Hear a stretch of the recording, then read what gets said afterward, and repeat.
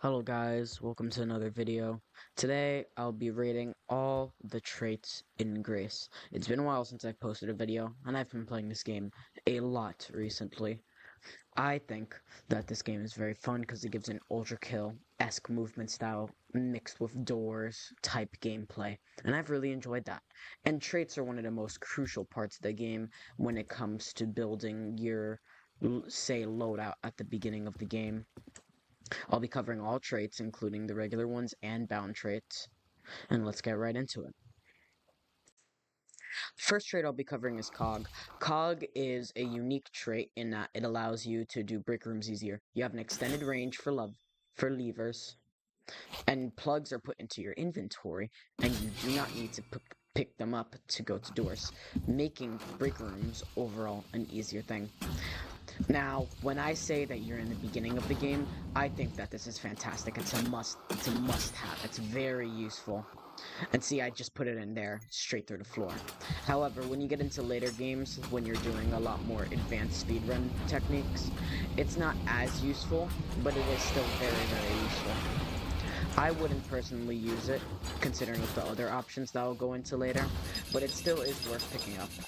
Oh, and Kuku haunts you eventually. So, if you're bad at dealing with him, then I wouldn't recommend it. But it's still good overall. The next trait I'll be talking about is Dome Head. When sliding, if you slide into a wall, you'll bounce right off of it. Just like that. It also gives you a speed boost, as you can see by the heart indicator. It also increases your turn speed, so you can turn much easier. Now, I wouldn't say this is particularly useful because the the turn speed is the speed that you get is negligible, and it makes it overall harder to play the game. I'm struggling to get into these doors because I end up just bouncing right off.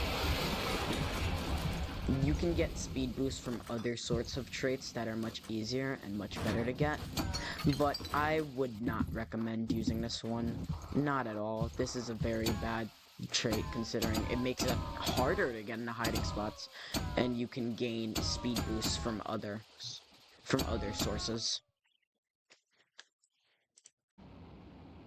The next trait I'll be talking about is the Fist of Steel. What this allows you to do is every 30 rooms will allow you to break open a blast door by wall kicking and then sliding into it. That also gives you a speed boost. I am not very good at demonstrating that.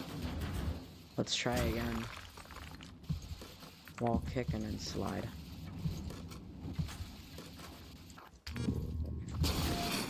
And as you can see, we just forced open the door. We don't even need to hit these levers. Now, this is a useful ability, especially if you're trying to skip breaker rooms, but it's very situational.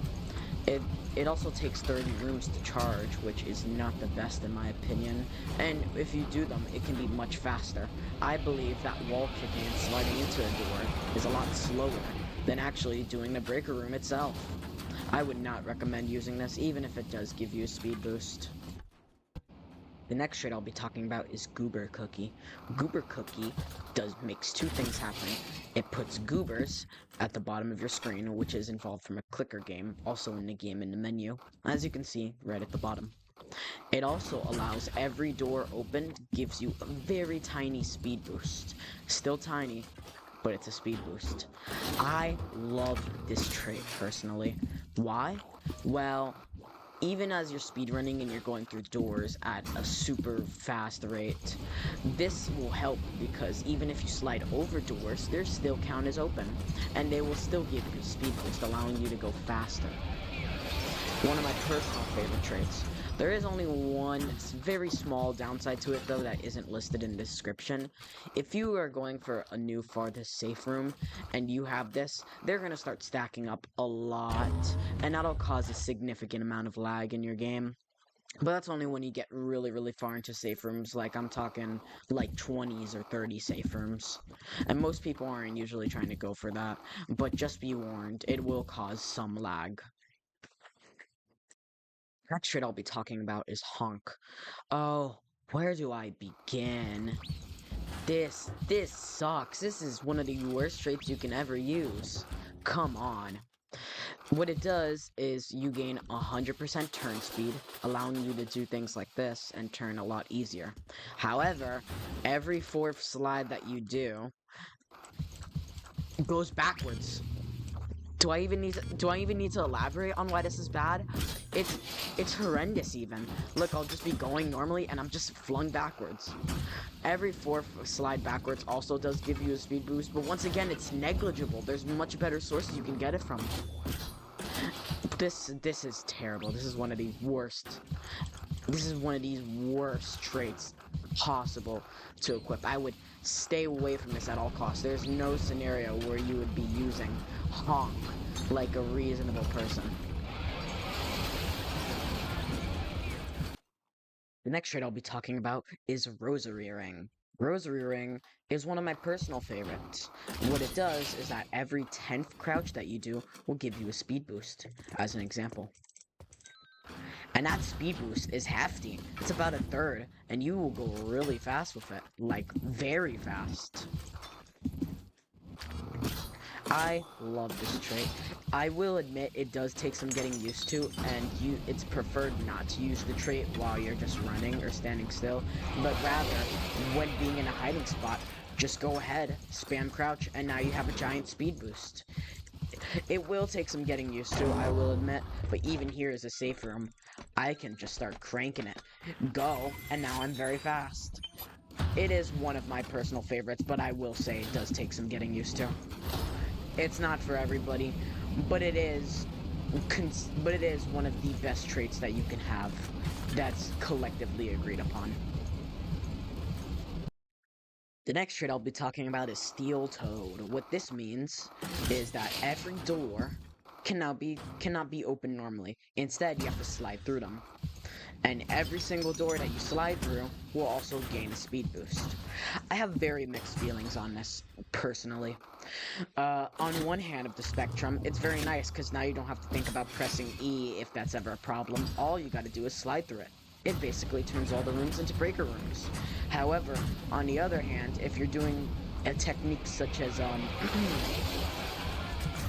such as darting or whatnot, then it will be much harder to actually perform these with this trait, because this is a grounded trait. It requires you to stay on the ground and kick open doors.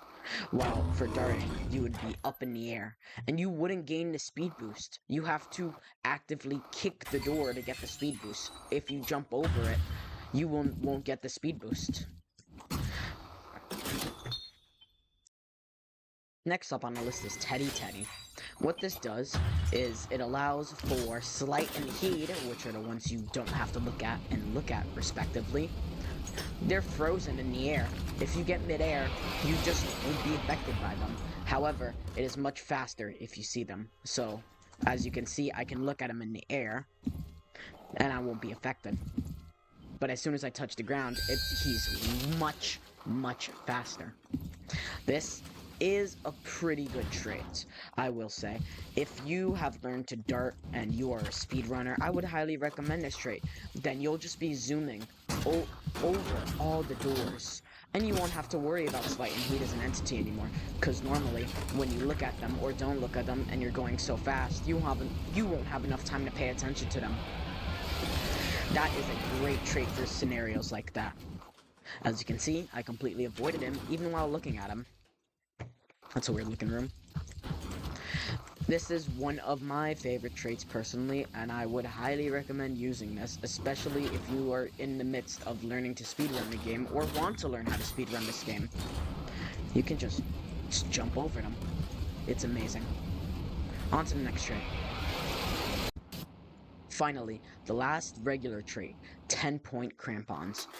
Oh boy, do I love, and do many people love, the 10-point crampons. To start, you gain 2 extra wall kicks.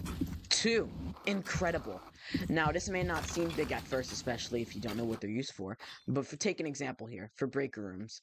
If you know how to use wall kicks properly, you can completely ignore this, and you can just jump over the breaker room, ignoring it completely, almost as good as Fists of Steel, allowing you to completely skip it. It also allows you to dart easier. It's a speedrunner move, but in summary, you basically go fast into a wall, and then you can just carry your momentum over by wall kicking. It is very simple, and it's one of my personal favorite traits. It also has another trait ability where it allows you, if you're not holding any items and run into a wall, you'll gain some speed. But nobody really uses that realistically, and we're only in it for the 4 extra wall kicks. You also gain a speed boost upon jumping up with no items, as the ability states, but in reality, it's much easier to use the 4 wall kicks. It does state that it has a downside of weighing you down heavier in exchange for the 2 extra wall kicks. However, this is barely noticed. It's almost none, in fact. It is that good. This is one of the best traits in the game, and I will stand by that word. Everybody who has the trait charm, just hope that you get this. You almost always want to have this one equipped, in my opinion. This is one of the best traits to ever come out the game, and it will probably get nerfed soon. That's how good I think it is. Use it while it lasts, hopefully. And yeah. That's it for all the regular traits. Next we'll be going straight into the bound traits. Each of the bound traits does one specific purpose, and I don't really need to elaborate more on what they do. They summon an entity. Straight off of door 1, that entity will come and haunt you. Every time you avoid that entity, you will gain it. Your entire party will gain a speed boost, just like the little heart right below the timer. Your entire party will gain that in exchange for you avoiding an entity throughout the entire run. The first bound trait we have on our list is Artuma. Artuma summons the Evil Duck. The Evil Duck is normally a modifier and exclusive entity that can be enabled, and was also originally a joke entity, but now added with the bound trait. It is one of the most annoying entities, even in modifier runs. It is so annoying to deal with, especially if it's weird counter of breadcrumbs. All you have to do is flash it, but it will constantly come for you and will not despawn. It does give you a speed boost, as do all bound traits, but the entity, it's just not worth it. I would not recommend using this at all. The next trait I'll be covering is Capte. This is a bound trait that summons Drain. This Drain will be noticeably white than the other ones that are normally pitch black. This Drain works exactly like all the other Drains. It will summon itself in a nearby room that you can see through walls, and all you have to do is flash it. As you can see right there, that's a Drain. All you have to do is flash it, and it goes away. This is a lot easier than the previous one we've just covered, Epic Duck, in my opinion, since all you have to do is flash it. If you're running something like Shake or Gleam and you are unable to flash it, it will get you, which is why this trait is not for everybody. This is on the easier side of traits though, and I would recommend using this for a bound trait if you constantly have a lantern or a flashlight in your hand. He's very easy to see, and it's not as hard as Epic Duck where you have to constantly watch the meter. You can just see him when he comes for you, flash him. Just as that. The next bound trait I'll be covering is Kangore. I hope I pronounced that right. Kangore has Dozer haunt you. Well, I'm pretty sure we all know what Dozer is by now. Yellow smiley face pops up in the middle of your screen, and all you have to do is crouch and stay crouched until it opens his eyes and goes away. It's on the simpler side of entities to avoid, as you can see. It's a lot more orange and has a different ticking noise, which is unique. It's very easy to avoid. It's very noticeable. There's no hiding of it or anything. The only downside that it has is it causes you to lose all momentum, which is kind of lame, especially if you're trying to go fast. If you're not too concerned about that, then I'd say go for it. This is a good bound trait if you don't mind dealing with Dozer, especially when you're early game. The next bound trait I'll be covering is Kolkani. Kolkani has Rue hunt you. Rue is a modifier exclusive entity that takes the form of a glitchy white white humanoid. Now it will appear as yellow, as you can see. You will have to flash it for it to go away. There is an indicator in front that will show you. All you have to do is turn around and flash it, which can be done really easily. I don't like root personally. Some people find it easier than others. I am not one of those people. I do not like this entity at all because it forces you to turn around. But if you're fine with this entity, if you've ever tried it, which I suggest you do in a modifier run, then yeah, go for it. It's easy because there's a giant modifier in the middle of your screen that'll show you. And all you have to do is flash it, nevertheless. The next bound trait I'll be covering is Solent. Solent has Slugfish on you. Slugfish is a base entity that requires you to simply get to the side or above. Either or works. It's very simple. I really haven't seen the alternate color for this entity yet, but it's very simple. You literally just get to the side and you get a speed boost. Oh, it's blue. And it only appears for you. It has a different noise as per usual. All of the bound traits seem to have this in common of a different noise and a different color. I didn't expect blue though. A blue slugfish looks really weird in my opinion. But still, easy entity to deal with. All you gotta do is get to the side. It's very in the middle of the road. I wouldn't say is that it's as bad as Dozer or Rue, or nevertheless Epic Duck. Ugh. But if you want to go for it, it's definitely a good choice. It's very easy to avoid, but there is some scenarios where you get into a tight corridor room and you're just going to be dead. You can't slide under. Death is inevitable at that point. Definitely not one of my best picks, but if you have no other bound traits to go with, then yeah, go for it. Next up on the list is Shifet. Shifet is a bound trait that summons a pink Elkman. This is one of the best bound traits. If you have any bound trait, it's to use this one. Contrary to popular belief, you do not need to run backwards and hide behind a wall to avoid Elkman. You can merely run straight into him. And then you can head to the side here. Much easier than having to turn around and go back here. One of the easiest entities to avoid. It gives you a significant speed boost at that. He can just be completely ignored. Think of it as an extra obstacle in a way. Let's see if we encounter him again. See? Just completely ignored. Easiest way to get a small speed boost. One of the best bound traits in my opinion. Highly suggest using this one if you have any bound traits that you need to use. Next up on the list is Dagger. Dagger is a bound trait which spawns ire, an eyeball shape that will appear right below the timer, and will happen to summon. What you have to do is jump. Literally just jump. That's all you have to do. It is one of the easiest entities to avoid. You don't really have to stop yourself to start jumping. You can jump while you're running. Very easy indeed. The speed boost it gets, it's negligible though, so I'd suggest using the Shiftman one where you get Elkman over this one anytime, just because the speed boost is easier. And honestly, even if you have to do an action compared to Elkman where you can just keep on running forward and you can eventually ignore him, I'd prefer that over something that actually has an action, even if that action is merely jumping. And finally, the final bound trait we have is Togniko.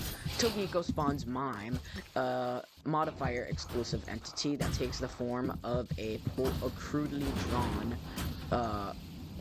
figure. I can't really describe it. A poorly drawn smiley face with hands. He is very easy to avoid, as in just don't run backwards without flashing him. That makes him go away just for a short period of time. And flashing him gives you a speed boost.